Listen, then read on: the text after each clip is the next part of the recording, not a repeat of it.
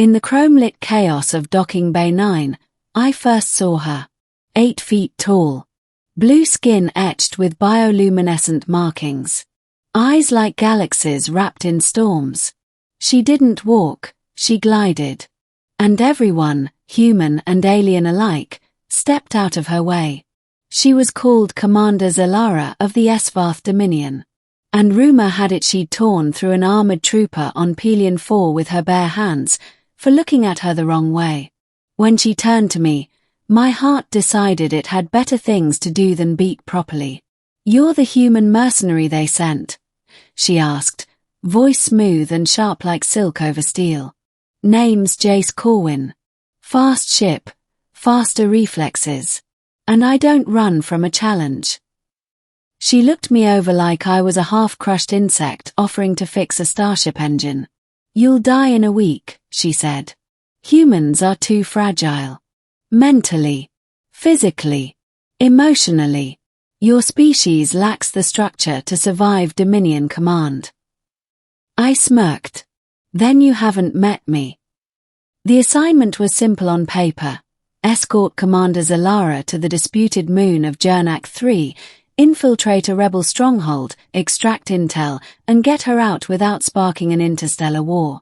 The reality was closer to a living nightmare.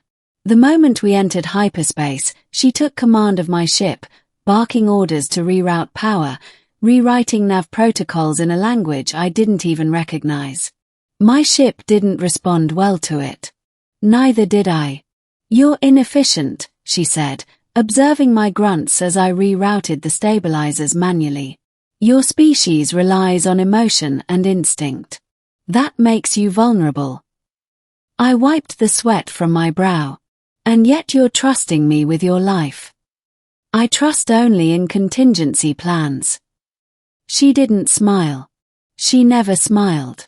Not when we were ambushed by drones above the asteroid ring. Not when she personally tore apart a sentry bot with a punch that left its core whimpering. Not even when we disabled a minefield using a trick I'd learned smuggling spice off Dantros. Still, her eyes lingered on me longer each time I did something she didn't expect. 2 days in, we reached Jernak 3. The rebel base was buried under a frozen jungle, camouflaged with electromagnetic interference and cloaked drones. We moved in silence, cloaked suits shimmering with adaptive shielding. We didn't speak unless necessary. But she started asking questions. "Why did you become a mercenary?" "Because the Alliance told me I wasn't officer material. Too reckless. Too human." She didn't comment, just watched me set charges with calm efficiency. Later, as we rested in a heat pocket under frost fungus vines, I asked her, "And you?" "Born to command." "I was engineered to. Esvarth Dominion commanders are cultivated. Genetically. Mentally. We don't bond. We don't trust. We command." "But you chose this mission. Chose to come down here yourself." Her gaze met mine. "I wanted to see what your species was truly capable of." A beat of silence stretched between us. Then the vines above shifted. We rolled apart just as acid darts thudded into the ground where we'd been. Ambush.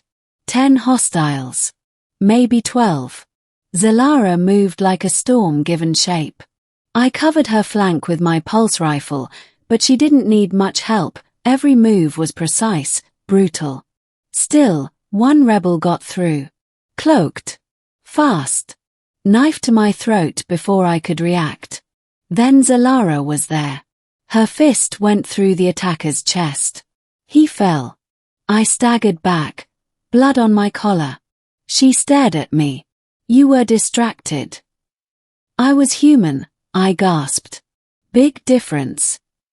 For the first time, her expression shifted. Not a smile, but softer. The extraction point was 5 kilometers through hostile territory. We had the intel. But Xelara had taken a wound, deep gash along her side. I offered to carry her. She nearly punched me. "I'm not weak." "I didn't say you were." But even Dominion commanders can bleed. And this terrain sucks. She allowed me to support her. Barely. That night, under a collapsed glacial arch, I treated the wound. She didn't flinch. But her eyes never left mine. You don't look away, she said. Should I? Most do. When they realize what I'm capable of. What I'm not. I placed the final seal on the dressing. You think humans can't handle you? They can't. They try to change me. Tame me. Break me into something softer. And I haven't tried that. No, she said. You haven't. We reached the extraction point at dawn, surrounded by an angry nest of war drones. My ship was inbound, but the drones were already painting targets. You go, I told her. I'll hold them. You're outgunned. Then I'll be outgunned stylishly. For a second, she looked like she might argue. But instead, she stepped forward, pressed her forehead to mine, and whispered, You've proven more than I expected, human. Then she leapt into the fray. Not away from the fight, into it. She fought like a singularity, tearing through the drones as I backed her up. One by one, they fell. The extraction beam locked on. We were out. Back on my ship, we sat in silence. The stars shimmered beyond the viewport. You survived, she said. So did you. She rose. Crossed the cabin. Stood too close. I misjudged your species, she said. Or perhaps I misjudged you. Does that mean you'll stop calling us fragile? She tilted her head. No. Most of you are. But you. You might be the exception. I leaned closer. Does that mean I passed your test? She didn't answer with words. Her hand went to my jaw. Fingers like metal and fire.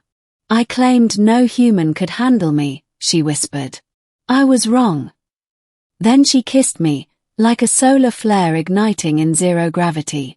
Weeks passed. The mission debrief was classified. My ship got a stealth upgrade, courtesy of Dominion gratitude. Xelara didn't return to the Dominion immediately. Instead, she stayed. Not as a passenger.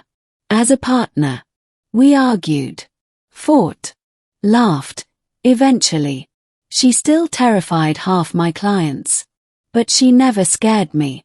And every time someone asked why a Svarth war goddess was flying with a scruffy human mercenary, she'd just say, he proved he could handle me. And damn it, she was right.